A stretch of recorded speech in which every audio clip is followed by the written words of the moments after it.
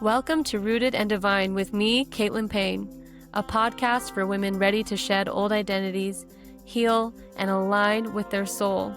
Each week, we'll explore spiritual growth, healing, and personal stories that empower you to embody your truth. Rooted in humanity and fully alive as a divine soul. Welcome, Meg Benedicte, on to the Rooted and Divine podcast. It is truly an honor to have your frequency and energy on this podcast. For having me, Caitlin. I'm excited to kind of deep dive into the metaphysical with you today. I am too. You just have so many codes to offer. And so just as for anyone starting out, for anyone meeting you or listening to you for the first time, how would you describe your work? Quantum healing, ascension, intelligence, soul embodiment. What does that mean for us right now? And what does your work mean for humanity at this time?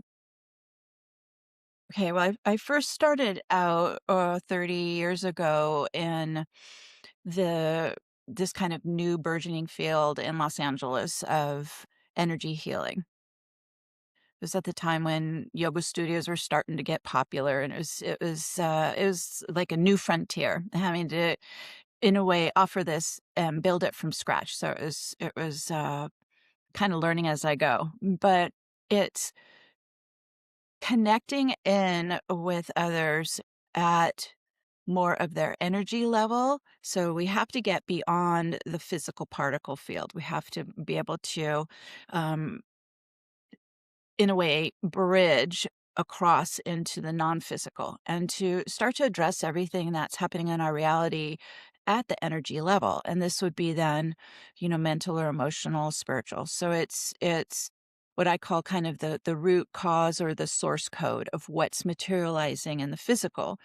And this that's why I call it kind of my university, all my client sessions where I was learning, just in a way, listening to my own higher self and working with Archangel Metatron, and then listening to the client's higher self and learning how we're all so unique and we're also different, but we're also, once we go through our awakening process, we begin to go on this journey. And it's a very personal, in a way, kind of private journey, Mm, because it's pulling us back inside to connect again, because we were born into a system that is separating us from spirit, right? Separating us from the metaphysical, and have been, in a way, controlled and locked in by the reptilian brain stem, right? Just more of the unconscious mind, the ego. And so when we have this awakening, it opens us beyond just that, we call kind of a reality filter, and we start to see different or more expanded realities. And mm, so I've been going through this process myself since the 90s, and working with thousands of clients over the decades here, and helping, in a way, peel away the conditioned mindset and patterns and programs from being born into a system of separation. And Metatron would always call it kind of internal house cleaning. It's kind of like you're emptying mhm, your container, so you can then start to replace it with your own soul presence, with your own uh, divine intelligence, right? With your own Kundalini life force, right? And mhm, it's a spiritual embodiment process, and it's quite profound to go through and can be, in a way, challenging as well, as you're starting to bring light into the shadow inside, right? And beginning to heal the wounds of the past. And so it's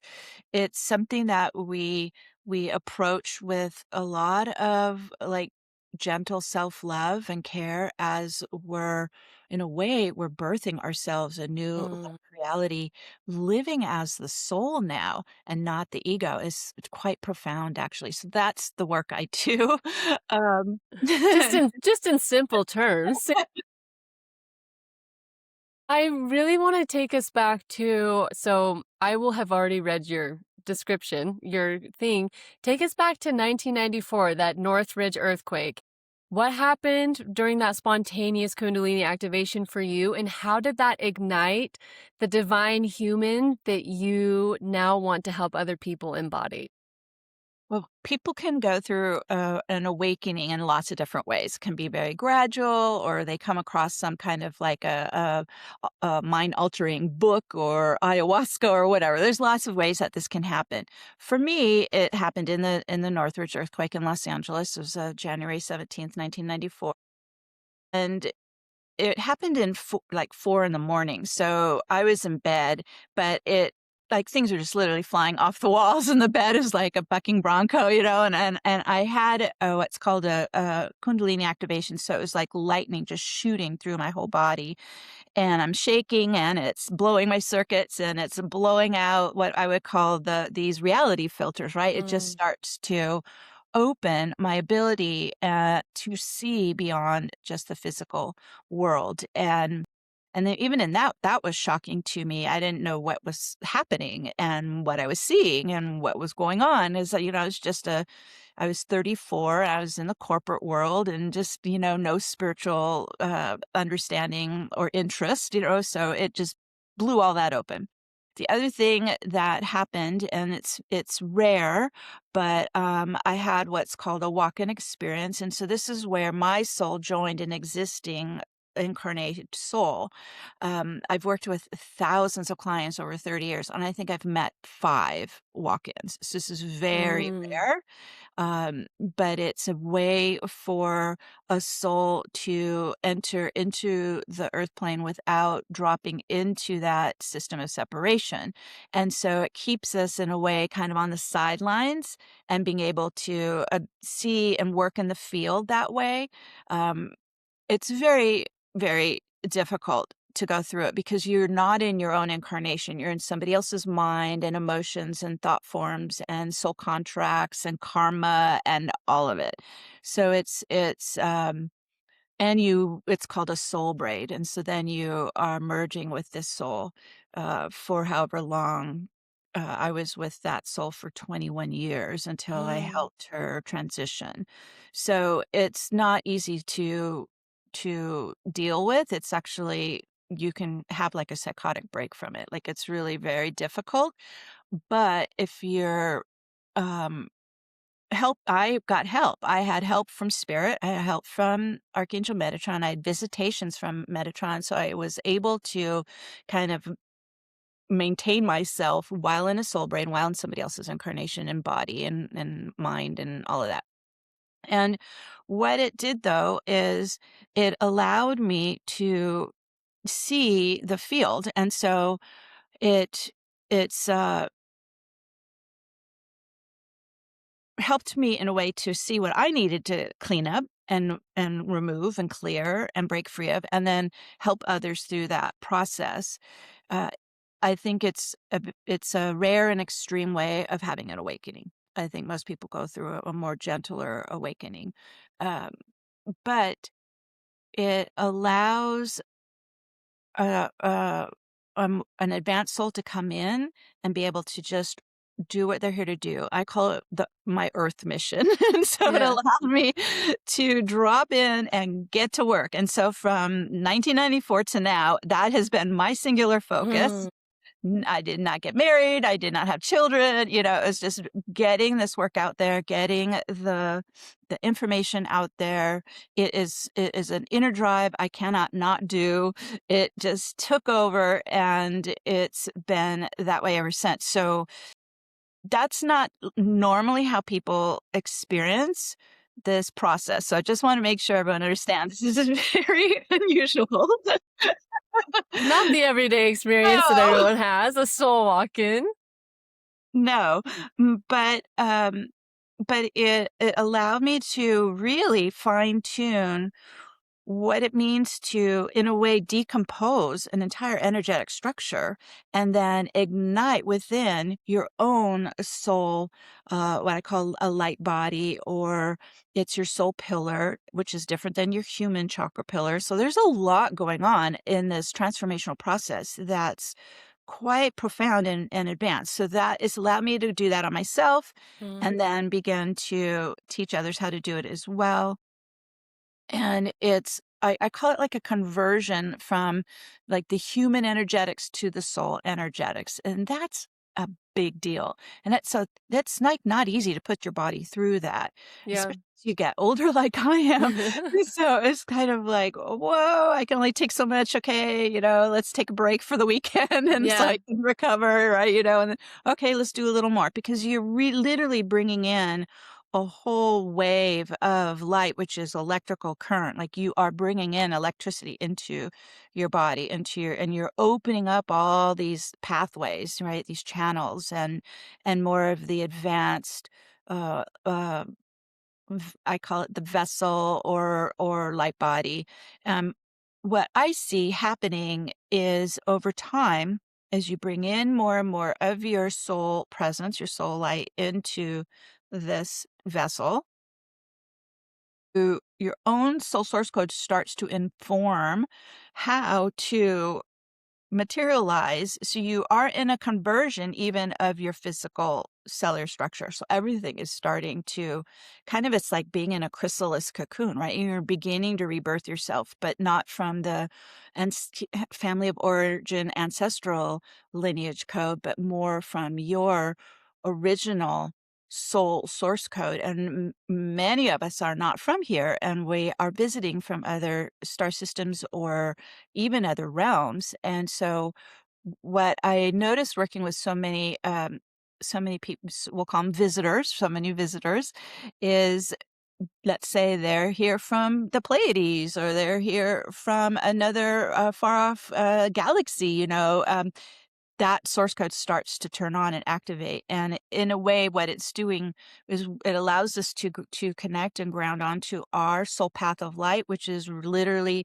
taking us back home. So this is a whole transformational process of dropping into the human energetics, the human reality, and then over time completely transform ourselves back into the divine presence. And that's why I call it a divine human, the divine presence that we are as we're preparing to finish our earth mission and transition from our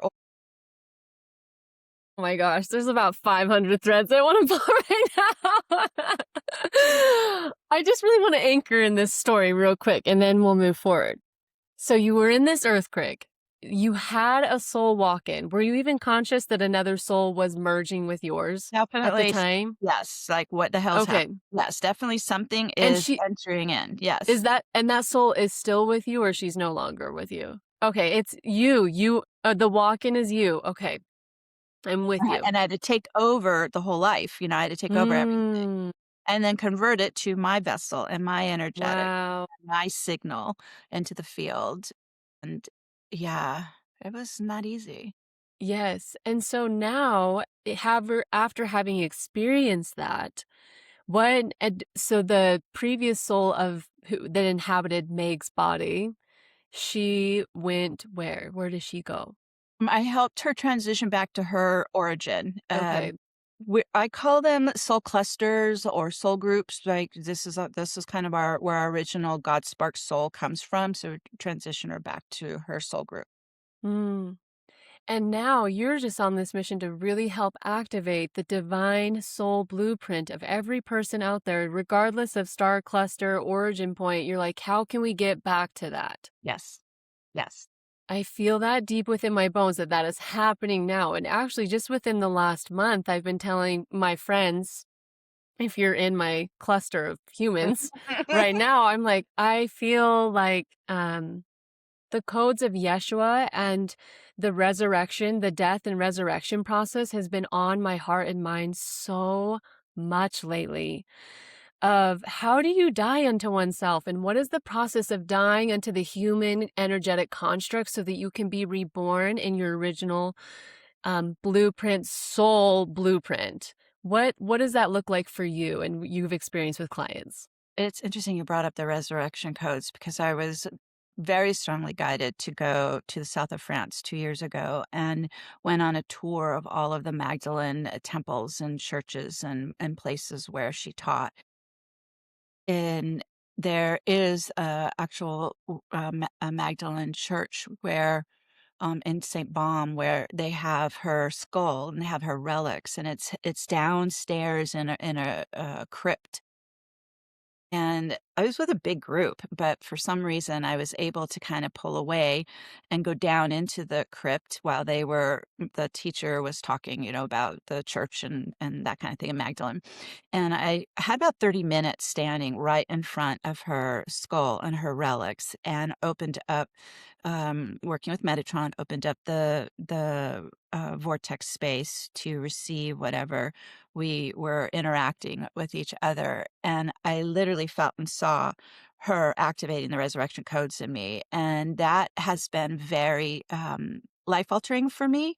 Uh, it's so what does that mean then? That begins this process of what we're talking about is this process of transfiguration, where we'll call them the lower earth codes, the human DNA codes. These are only two strand, right? These are very and they're in duality. The two strands are Mm, opposing, they're in duality. So masculine feminine is yes. opposing, right? And this is running in us. This is kind of the foundation of our vessel, of our body, our physical world. So we're in this process when the resurrection codes get activated is now the double helix starts to unwind and replicate and into multiple strands without the opposing force of duality. And you are now think of it like, 3 dimension is just the physical plane, height, width, depth, right? Basic Mm, physics. It's the physical plane. If you start to open and expand multiple strands of code, you're actually opening up your capacity to access higher dimensions beyond height, width, depth, right? Beyond the physical. And that's what happens. So you're in this kind of morphing transfiguration of multiple DNA, non-polarized strands now, and they've been dormant and they're lighting up, right? They're waking up. They're activating within us. So what to expect? I find that my physicality isn't as rigid and heavy and mm, dense. It's becoming more buoyant, and the space around every atom is opening, expanding, and you're actually able to access more into the higher dimensions now, right? These higher realms, even these higher brain centers. And this is how then we can access more of our soul wisdom, our soul intelligence, even the intelligence of the field. And mm, so it's a continual awakening and awakening and awakening, right? More and more and more available, more accessible. And in a way, you've been given the key to the library of the universe, right? You can now start to understand so much more. I understand way more than I used to when I was just getting started. Um, so it's quite profound, and it does require us though to still be grounded and be present in the body, really, and maintain our own energy and our nervous system and all of this, right? It's just, we call it 0 point, maintaining the 0 point balance within our own energy so that you are this open receiver. We're transmitters, receivers. You're opening up your ability to transmit, send your signal into the field, and then receive what the field is sending back to you as transmitter, receiver.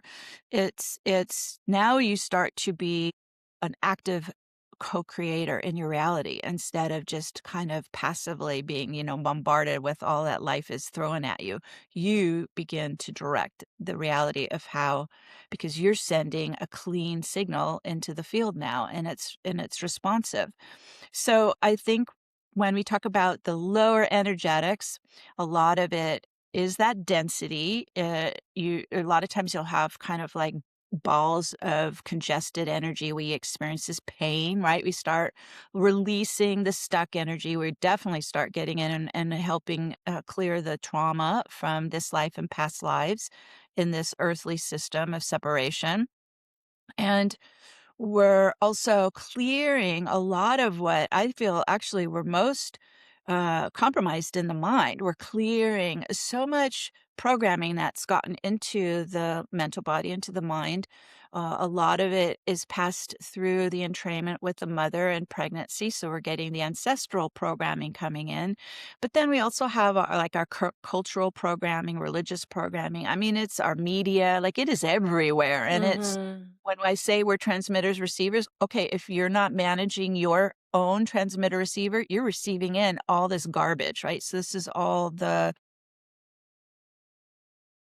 I would call unhealthy interference wave patterns coming Yeah. in from the astral plane around us. So it's just getting more complicated as the internet and AI and all of this. So we wanna start to um, it's a self-mastery, right? Learning how to run and maintain our own energy, clear out the lower human energetics that are toxic and are weighing us down and are interfering with our capacity to be clear and Mhm. discerning and a open and clear channel. All that has to get cleared out and then learn how to maintain a very contained force field so all of that external interference isn't entering in anymore. So it is a mastery process for sure.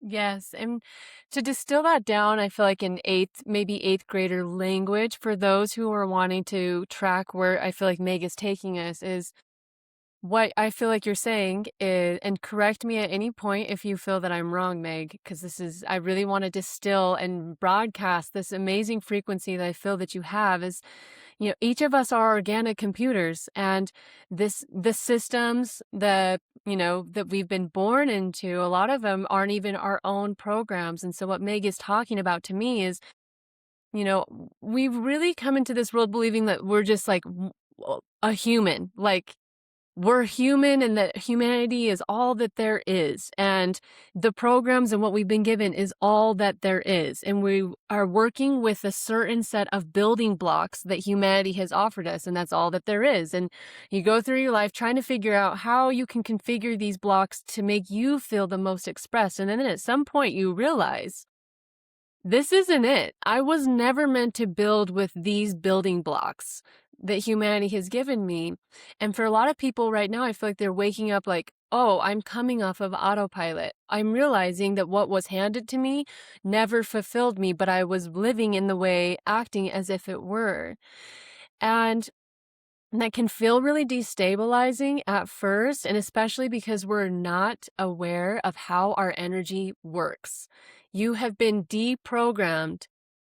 You have been programmed how to not use your energy, how to Right. not recognize what your intuition is, how to not recognize what your baseline is, what your home frequency is. And each person here on this planet has their own home frequency, like the homing frequency. And that can look like too coming from different star clusters, which is what Meg is also talking about. Not everyone here is just, we were kind of taught you're a soul and you're born and you're human and you've only ever been human and you'll die and it's just a very small pinpoint of what's really possible. Thinking about your soul could have different origins. Not only have you lived lives, probably lived several lives here on earth, but in different cultures, different races, and then in a cosmic intelligence. She's talking about what star clusters have you lived in? Pleiadian, Lyron, this is endless amounts. And what's so beautiful about this is that the human experience really is like a straitjacket for the soul. It feels very confining, and I think that's what a lot of women are waking up to right now is like, oh my gosh, the building blocks that I've been given freaking suck, and I want to learn how to express a clear frequency that so that my soul can magnetize to me what is coherent for me. Right. Well, and to add to Anyways, that too, if you wanna just kinda use basic, like, Wi-Fi language, if I yeah, have a weak signal, my screen is like, and yeah, I can't use the internet, so, in a way, if we have a weak signal, then the universe can't pick us up, and it can't respond to us, and then provide what is matching us, and so what causes the weak signal? A lot of it is that emotional trauma, and it's all in here, and it's clogging up our channels, and so then the soul can't come in because everything's closed up and blocked up and too dense. It's like trying to get, a soul into a rock. It's not, Yeah. it's not going to happen. So this is why we have to get in. It's kind of like, it's like Drano. You got to open up your pipes, right? You got to Yeah. blow open the circuits, right? We have to get the sludge out, right? Get the toxic energy out, get whatever is holding us kind of constricted in just the physical body and just that reptilian brainstem. And also, too, the left brain, we're very left brain oriented in our society, especially in the Western world.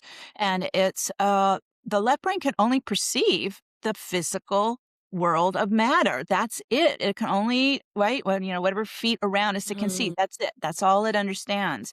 The right brain and our third eye is our multidimensional brain. It's our psychic brain, and we're not using them. They're not open. They're not active much. Artists are using the right brain a bit. Psychics are using that right brain a bit. But what I found is, especially coming from a corporate world that was project management, was all left brain. And I literally had to get in here and open up the right brain and psychic eye more. So it's all here waiting for us, but we have to just kind of get in here, clean out the blocks, the barriers, whatever, the sludge, and start to work with your own energy system in a way that it's not supporting you now and not blocking you. Yeah. I I love that depict it just came to me when you were like, the helix, of the gene is the right and the left and the masculine and the feminine, and then when you brought the brain back in, I was like, "Oh my gosh, so many things are connecting for me right now as we transcend the human genome, as we transcend what the brain is capable of doing. We need to come in and master it and to learn it and to come into relationship to it." Yes, that brain is, Yeah. what are we only using 10%? The studies that's absurd. We're only Yeah. using 10% of the power of our brain. And there's also been a lot of research where they have determined we have what's called reality filters. Yes, and so I find them literally like almost like, if you think of like a filter on a camera, right? It's like a filter on your third eye, and it's making you see. If I had to peel mine out, like I had a reality filter from my mother's side that the world is unsafe. Okay, we had to peel that off, right? You might have a lack filter, all kinds of stuff in there. We have to clear these reality filters so then your soul is seeing into the field. Your signal is going into the field. And I think that there's actually a word for that within the brain. It's called the reticulating activating system, or reticulator. I should look it up. My friend, she's like, it's called the reticulator activating system, where it has a reality program that it's always searching for, and that will always try to prove within the brain, like, okay, I have this reality program, I will find this so that we can be safe here. And so not only what Meg is describing is an energetic and spiritual thing, but it's actually a biological, like physiological thing that happens within us, where our bodies get addicted to finding the reality in which has been programmed into us. So it's self-fulfilling, right? Yeah, Self-fulfilling. yeah. We're just big mirrors. Mhm. The mirror, the world is just a big ball of the first law of Hermeticism is the world is mental. Everything is mental. Everything is mind. And so what would you say, Meg, for the woman who is, I want to speak to two camps. I want to speak to the woman who's just waking up and she's like, well, my life feels like I'm in a freaking funk. What have I been doing my whole life? Who am I? What's happening? What would you say to her? And then I'd like to pull the thread for the women who are maybe more on the conscious path, have been kind of in it, and they're like, okay, I have these gifts coming online. How am I supposed to use them, and where am I moving from here? Okay, all right, excellent. All right, so let's start with the newly awakened because I remember what that was like. It's simultaneously it's euphoric because now you feel somehow I broke free. It's Hmm. like oh, I can reach spirit. But then I also realized we're wide open, and so then all the interference is coming in, right? So like holy cow! So this is where you start to pay attention to just basic trust what you're feeling. If you're feeling you need to put some boundaries up, put the boundaries up, right? We're going to start to contain our energy field because it's wide open. And we are been trained because we are born into a system of disconnection and separation. We are trained to reach outside ourselves for energy, for life force. We're feeding on each other. We're feeding on food, drugs, sex, like all of it, right? And so we're having to come back in. So I did not know what even meditation was. I had to start from scratch. You just get in, focus in, and start breathing and come back in. Come back inside to your body, come back inside to your breath, and start to feel what's in there, because that's this cleaning process we're talking about, right? If we aren't I was not in my body. When you're not in your body, you can't protect your field. When you're not in your body, you have zero magnetism. Forget manifesting anything. You got to come back in. You got to get into your heart, get into your breath, get into your belly, drop in, ground every day into your Mm, body, first and foremost, and then start setting up healthy boundaries. Contain your energy. You start to learn, where does my energy end and other people's begin. You start to notice, okay, I'm in a codependent relationship with this person. We need to start pulling back, right? No more enmeshing with everyone. Start to contain just you, because how are you going to know who you are if you're blending with everybody else? You lose yourself that way. So you have to kind of pull back in, ground, contain. That would be first and foremost, because I wish I had known that when I had my awakening. I was wide open. And mhm. what happens when you're wide open and you've had this spirit presence now show up, everyone wants to connect into it. And so everyone was plugging into me. This is not, this is where we learn, okay, that's my light. You have your own light. We need to start learning how to manage our own fields and Mhm. not do all this unhealthy behavior. So that would be the first place I would start. But get quiet, get present, come in. I would lose hours. I would go into a trance after the earthquake. I wake up and it's dark outside. Whoa, where the hell was I? All right, right, I lose hours and hours, but it was my first kind of exploration into the field. And my left brain was dominant, so the left brain can't go into the field with you. As I mentioned, the left brain only can read the physical world. So when you trance out, that's what's happening. The left brain can't follow where you're going.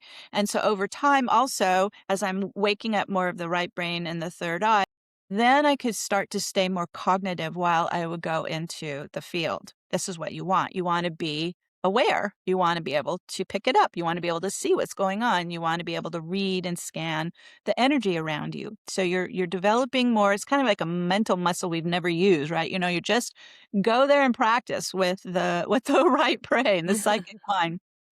And the other thing that I did when I first awakened, I got guidance to, one was not really study with anybody else, just follow the higher self, right? So just as you turn in, you begin to connect with your higher wisdom, right? Your higher knowledge, your higher self. That's who knows what's best for you anyways. And so I was guided to just kind of, don't join a cult, don't get a guru, right? Just stay, because that was very popular in the 90s. Everyone I knew was doing Yeah. it. Don't do that. Don't go that route. Just stay inside, stay present. What we're doing is we're remedying a lifetime of being in separation. So we're reconnecting, right? Slowly Mhm. but surely reconnecting with uh our oversoul, with our higher self.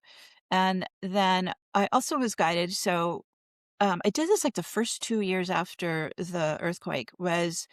It was very hard for me to do. To every night at 8 o'clock, I would just, became a habit. I would stare at a candle flame for as long as I could. So at first it was maybe a couple seconds, and I realized I can't hold focus. And that's why they're having me do it. Two reasons why they're having me do it. I'm so scattered because that ego brain has been running the show Mm. my whole life, right? So it was like learning to develop laser focus, because where we focus is where our energy goes, right? Where we focus is what we're putting into the field. I couldn't focus. I was scattered all over the place. So it was honing again, kind of that mental muscle of laser focus. And when you stare at a candle flame, it starts to interact with the pineal and begin to open up more of your psychic antenna, which is what the pineal is. So over time, step by step, literally baby step by step, baby step, I would start to get guidance. I also at that time began to clean up my diet because the energy we ingest is affecting us. So I went and learned about vegetarian and organic and just, sugar and all of this stuff. So I started getting more, again, the awareness was moving into just kind of my daily lifestyle and cleaning that up as well. Um, Doing breath work. I'd never done that before. I worked with a breath worker for 6 months just to start to try to open up my breath, open up the heart. Everything was all locked in here, a lot of wounded emotion in there, right? Just starting to open things up again, get the energy flowing. So that's where I started after the awakening. Then as you get more into it and are getting that psychic brain open, right? You're starting Mm. to feel energy because what we're doing then when we clean out all the toxic energy, the sludge, the density, you're bringing your physical body and your energy body to start to merge because they've been separate. So that's why I couldn't feel anything when I first started. I could see because it blew open my psychic ability, but I couldn't feel anything. So as you're kind of I call it the delayering process, right? You're letting go of all this stored stuck energy. You're starting to bring your physical body, so you're starting to, in a way, spin your atoms faster, raise your frequency, so then you can begin this merging process of the physical body and the energy body. We want that to happen. We Mhm. want them united because then you can embody the soul in your physical body. You can bring the soul in because you've united the two bodies.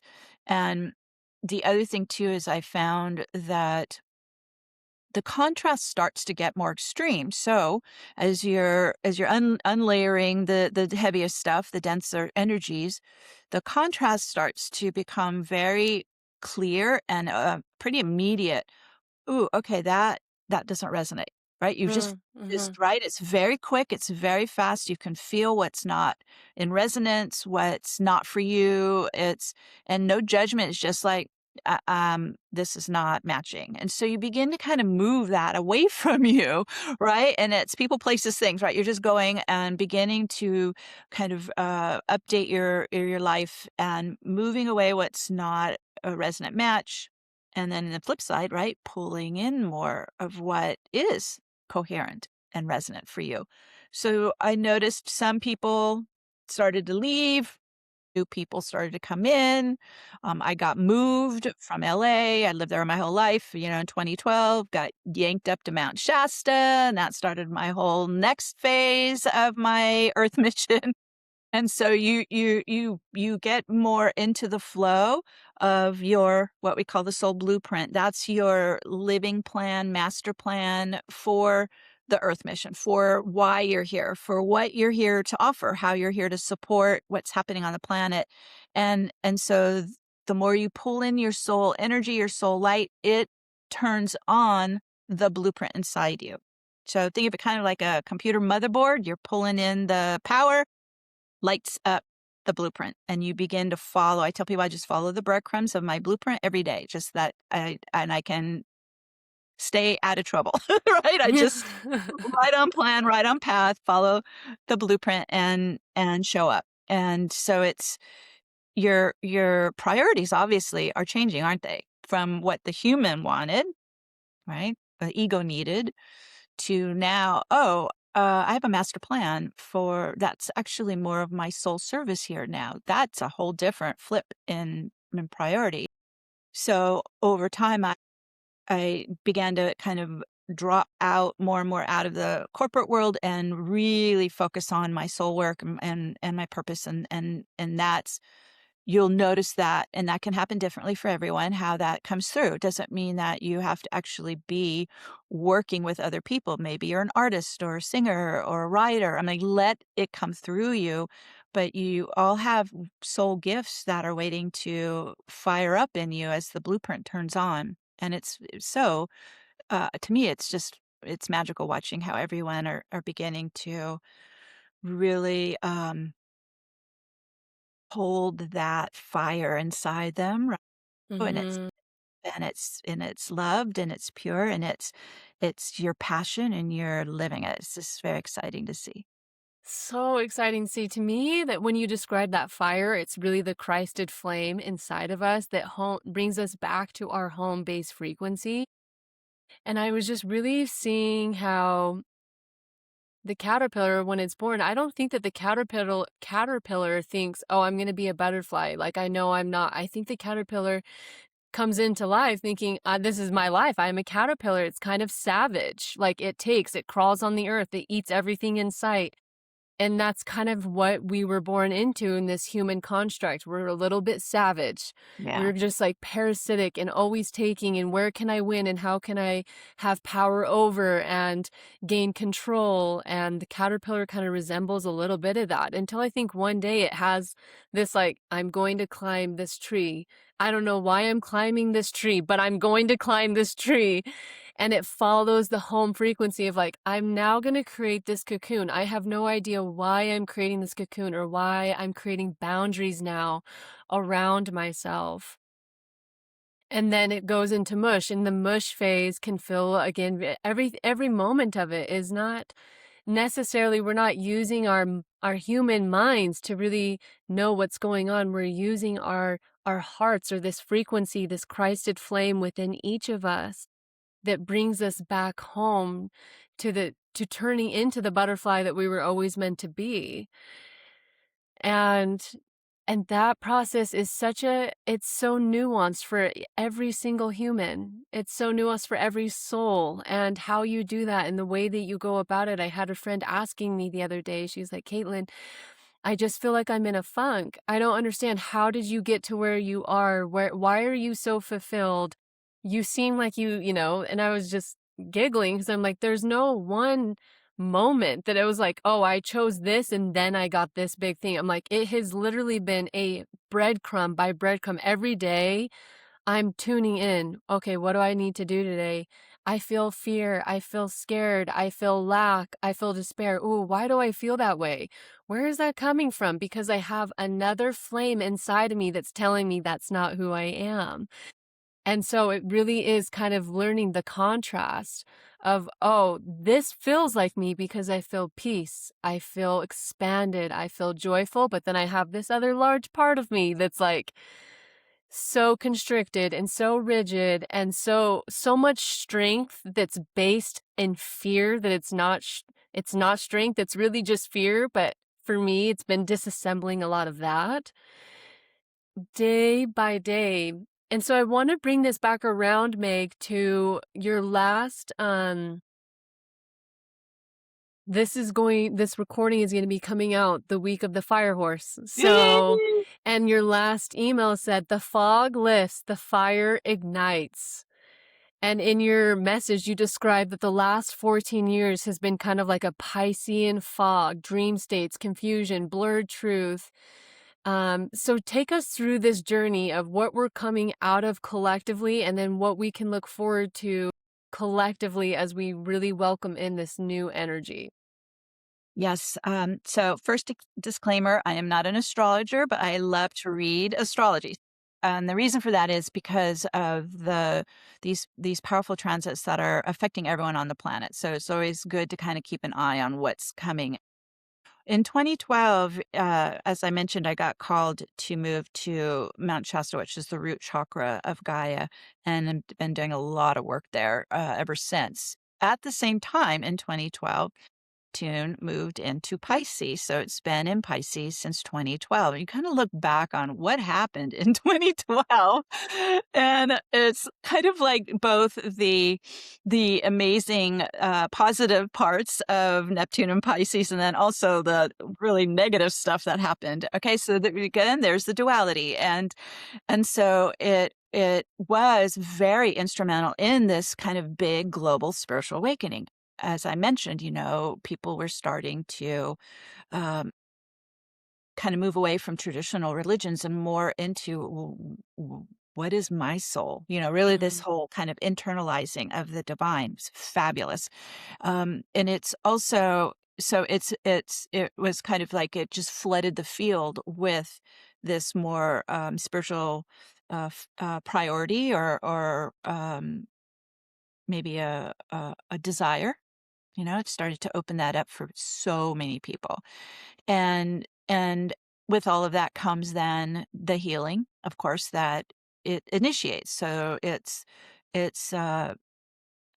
the the shedding. We've been in the year of the snake, right? The shedding of these layers that are, I would call, kind of this programmed false self or false personas, what people expected of us, or they projected at us, or they were dependent on us being a certain way, right? We adapted and we tried to fit in, and all of that is no longer holding. It's just Yeah. starting to break apart. So that the true you is really the light you're shining into the world, right? We're just kind of letting go of all the old layers, all the false personas. Um, some of the negative side of Neptune and Pisces, of course, is then going into more fantasy escapism. This is Mhm. unfortunately has really gotten pretty prevalent in the New Age community. I can remember on December 21st, 2012, I had so many people furious on my Facebook page. I don't know why they're coming at me, but they were furious that they didn't like beam up to wherever they're expecting to beam up to. I don't know. I'm like, "What? Well, I didn't tell you this was coming," you know?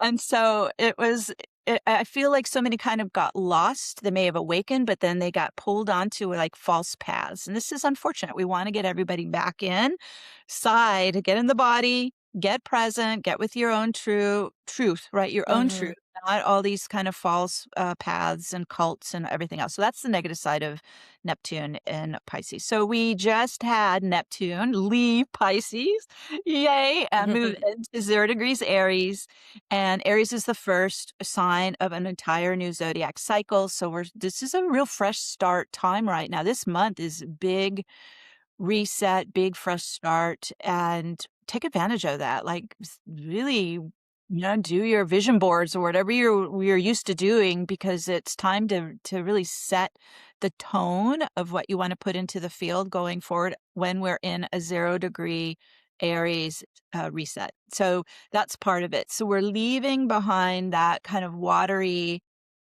illusion, delusion, fantasy, uh, also merging with everybody. Hate to say it, but that's very Piscean, right? Merging with Mhm. everybody and having to come back. Aries is all about the individual, right? Coming back in and, oh, okay, this is just my energy, right? Just come home inside you. And we're at the same time this is happening, Saturn is also moving into 0 degrees Aries on Valentine's Day, the 14th. And then the two planets go exact conjunction, 0 degrees Aries, on February 20th. This is, from what the astrologer is saying, this has not happened for like 6,000 years, right? This is huge. This is a big shift hitting the planet, you guys. This is going to really ripple. It's going to have a big ripple effect. It's going to kind of shock the old structures and systems that aren't supporting the world. Only a few at the top of the hierarchy, right? It's just going to shock through that and bring everyone back to more of what I would say the highest ideal is the spiritualized individual, not the egoic individual. These are the two kind of world realities we're seeing right now. Is are you drawn to more of the spiritualized human ego individual, or which is part of a whole community, or are you back into still that reptilian brainstem ego driven reality, which is really all about just yourself? So these are the two world realities that are both active and alive and are not coexisting. They do not, there is no crossover. These are two Mhm. very distinct realities on the planet. And so we are moving into the fire horse, and it's Aries is fire. Like there's a lot of fire energy. And I love it because that's the fire we're talking about, right? That's the Kundalini fire inside us. We want to ignite our own spiritual embodiment, right? We want to ignite our true path, our spiritual path. We want to feel that chi in us, I love it when that's pumping in me, right? You wanna Me too. feel alive, electrified, right? You wanna feel your power, your light is your power. Fire that puppy up, right? This is what this is gonna help us do. I love the water element, I need the water element, but we can't be all just dispersed, in Neptune and Pisces. Like, this is time to now embody it and individualize it. And this is fire horse energy from what I'm reading. It's not easy. It can be a bit chaotic. It's volatile, right? And it's in Aries, which is ruled by Mars, right? So we Mm. could have some conflicts. We could have some shocking events. This is where we have to stay very stable and present and in our zero point, because those who are further along on their awakening path, we're acknowledging our earth mission, we are the stabilizers in the field as this ripple effect moves around the world. We need to be um, really flooding the field with light and love and stabilizing so that it gives the world a chance for that beautiful heart soul led reality to really spread, right? And so everyone can begin to thrive in it. So that's how I see this new fire horse year, and this really profound conjunction of Neptune and Saturn at 0 degrees Aries. This is we don't know how that'll materialize. We can help with how we want it to materialize, right? We can really send into the field how we want it to manifest. I see it like planting seeds in the new earth garden. Like, let's spread this garden for everyone. And so it's our time. I feel like it's calling the souls who are more of what we call the first wave of the awakened.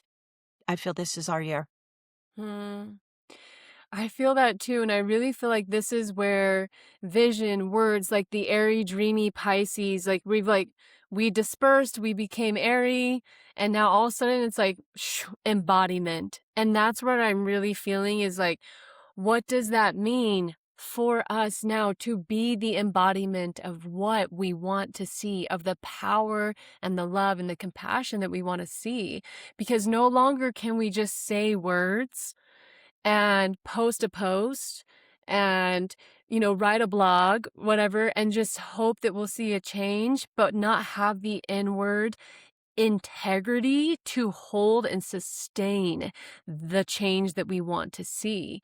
And to me, that means that us as the stabilizers, we need to be in integrity with ourselves.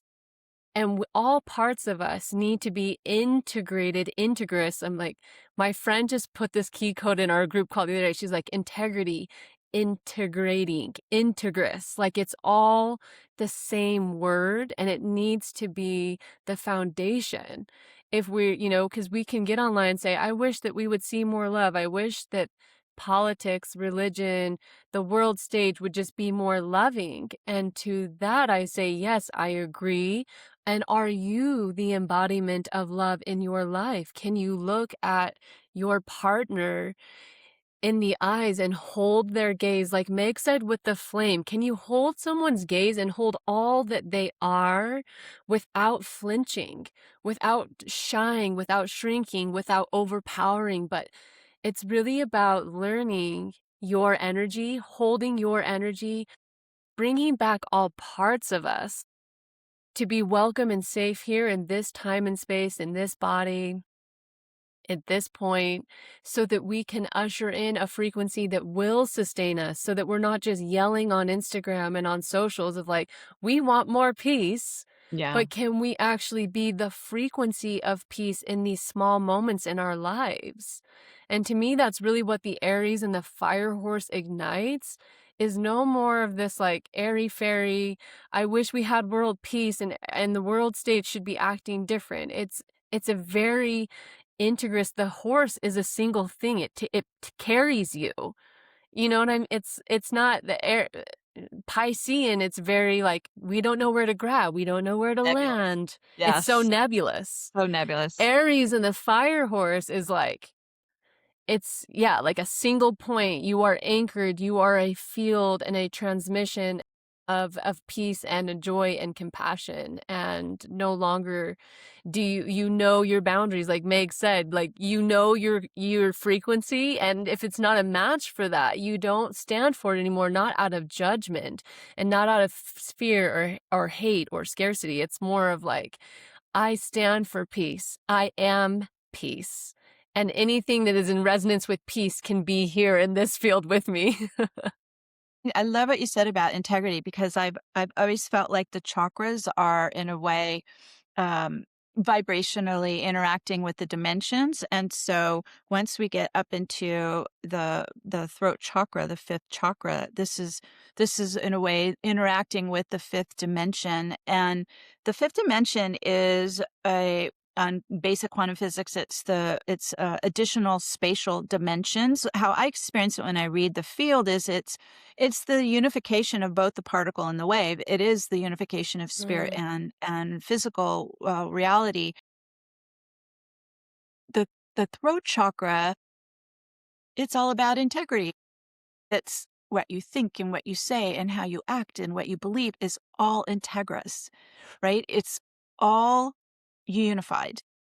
And we express that union, that truth and integrity, right, out yeah. into the world. And that's what you're saying is we're not passively, passing the baton and say, well, come on, you guys, fix the world, make peace, right? We're like, no, I am going to broadcast peace, right? I'm going to Mm, vibrate peace. I'm going to send the love vibe all around me, right? And so it's this, and because in 3D we have, as we were talking earlier, these dual natures, right? Masculine, feminine opposing, right? We also have the mind and the heart opposing, don't we? Right. And so as we come into more of this unification process, that's when we're in the integrous living. It's a lifestyle and we can't escape it. We can't split out of it. And right. We can't deny it or avoid it. We have to be present in it. So it's a completely different lifestyle. it really it is, and it feels it kind of circles back around to what you said at the beginning of the podcast, is like there is a fire in me that I cannot deny any I it drives me. Lives me. It drives me and I can't deny it anymore, and that's when it becomes the choiceless choice. And that's when it goes from the human structure of my mind, my will, my way towards thy will. That's what Jesus Christ was saying, is not, I have found my soul blueprint and I am going to the Father of fathers, the Mother of mothers inside of me, the unification of the gene within me, of the brain hemispheres within me, and ascending that to be access the soul blueprint, so then I can then be the emanation of love and unification and peace. And to me, that's really what this new age is bringing about, what the Aries and Yes. the fire horse is bringing about, is it's just all of that. It's really this turn of the ages. Like you mentioned, the Neptune fog is lifting Yes. and such clarity now. I think we've all been seeking that, Yeah. finally I feel me, right? The divine me. I feel my essence. I feel my presence. I feel my truth. Hmm. I feel clear now. And then I can share that divinity out in the Yeah. world. My puzzle piece to the world, because Yes. as you come into your soul blueprint, you realize that there was always space for you, because you are the puzzle piece, the divine puzzle piece that you were meant to play. And you sing that song, you play and vibrate at the instrument that you were always meant to play, so that we can all become one giant symphony. And we elevate the consciousness of humanity and Gaia together in that way. And that's why you matter. And I think it can get, as we have the last of the nebulous fog, and there's so obviously so much happening on the world stage right now, we can get very like, well, I just don't really want to look inside of me. I only want to look inside of me after this person is out of politics. This situation is done. And to me, you can't be that way. We have to witness that for what it is with love and compassion, but bring it back into us. and be that emanation that we wish to see. Well, I And think let the nebulous fog out. yeah. Let it dissolve, let it disintegrate from our human genome and our structure. Well, and they build on that too. The more that you are, in a way, delayering the heavier, denser. Hold on a second. I have a sun coming right in here. I'm going to move over a bit. Um, your energy gets higher, as I mentioned, and accessing more of the higher dimensions, higher realms. And then you're still in a body. So you're still Yeah. in 3D. And then you see this world around you, and it's chaotic and it's uh, dysfunctional. And this is why we're learning how, in a way, to be kind of in our own bubble and operating in the world, but we're not enmeshing with the chaotic field around Mhm. us so that you're able to maintain your integrous clarity, right? Your peace, your calm, your 0 points. This is again mastery to be able to be in your own electromagnetic field at a certain frequency that's different than the world's field. I think without being able to do that, I would probably be sinking into despair. So the fact that I'm able to vibrate higher, clean, pure energetics, contain my field, I'm in my own vibe. I'm not taking in the chaotic vibe. I'm seeing it, I'm witnessing it, holding space with it, but I'm doing my piece, my puzzle piece to send love into the field, send light into the fields. This is I see us almost like all these like lightning rods all around the planet. And this is why we're here, is to be that broadcast. You're broadcasting out that powerful, clean, clear, pure light, that love. Mm. This is one of the greatest gifts you can do while you're here. The greatest gift for your family, for your children, for humanity. Hey, this conversation was so nourishing. I just want to finish up with three just rapid fire questions. They don't have to be long, but just kind of fun because it's been. What is one belief that you have released this year that's made a big impact? But it's been an interesting, okay, because of being a soul braid, I keep finding some of I call it the natal soul, the original the soul, the incarnation, some of her uh, thought forms, mindsets, these kinds of things, still peeling some of this stuff out. Um, and it was interference patterns for me of being able to successfully fulfill my earth mission. Mm, So it was, I would call it, counterproductive, right? It was in a way telling me I cannot reach success. It was fascinating to find this. It was disturbing and fascinating. it's always disturbing and fascinating out when you find those little nuanced ones. This whole time. All right. So that was kind of a big clearing for me I this last love that. year. What is one daily ritual that keeps you anchored in your energetic frequency? Well, I immediately get out of bed. I lock my feet right onto Gaia's crystalline grid. So I immediately make a connection to the light grid of our beloved planet. Oh, do I love this planet? And to really connect Mm. to her presence, her heart, her field. It holds me in, right? Keeps me inside. And when I can, I go out into nature as well, and then literally physically put myself into her 0 point field. Always am extremely uplifted, and any time I can spend in pure nature, it's a delight. So that has become just a routine, just automatic. Connect to Gaia as soon as I can when I get it. I love that. Okay, last one. What is one sign for you that your intuition is speaking clearly? I get all the clairs. So I see it, I feel it, I hear it, it gives me an energy rush. Like I literally feel my own system just got like joy running right through me. So when that happens, that's a big ol' yes. I All of love that. I love that so much. And Meg, tell us where people can find you, your academy, your memberships, your books. Just give everyone if they want to be in your frequency, where to go. Thank you. My academy, it's quantumaccess.org. Quantumaccess.org is my academy. There's courses there that you can learn this technique that Metatron has gifted to all of us. Um, it's an ascension tool to help us along the way. You can go to my name website, megbenedicte.com, and there you'll see all the upcoming global meditation webcasts I do, at least 1 or 2 a month. We got people joining from all around the world, and we work with the field, right? We work on our own personal field. We work on a planetary field.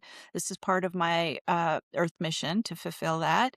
And you can also, if you're curious about how this process works, you can go to my YouTube channel, youtube.com, Meg Benedicte. There's lots of activations there that you can get kind of step into the space with me and experience it. So that's there to help you accelerate your personal transformation. Oh, and I will link all of those show notes. I'll link all those in the show notes. And I'm just Meg, thank you. It was such a gift. You're such a gift to this world, and your frequency and energy is so expansive and nourishing and healing. Thank you, Caitlin. It was Yes. a joy to be with you and be in this space with you and explore the field with you. So thank you.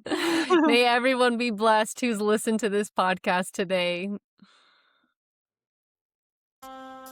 Thank you for joining me today. If this episode spoke to your heart, please share it with another woman on her journey. And until next time, stay rooted in your humanity and devoted to your becoming.